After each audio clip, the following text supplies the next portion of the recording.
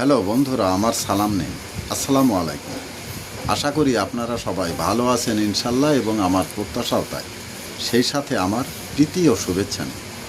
আজ এ পর্যায়ে যে বিষয়ে কথা বলবো তা হচ্ছে সাগরের তলদেশ থেকে হারানো কোনো মূল্যবান জিনিস বা অলংকার ডুবুরি দিয়ে খুঁজে পাওয়া সম্ভব, কিন্তু মানুষের মনের গভীরে কোনো কিছু হারালে তা খুঁজে পাওয়া অসম্ভব।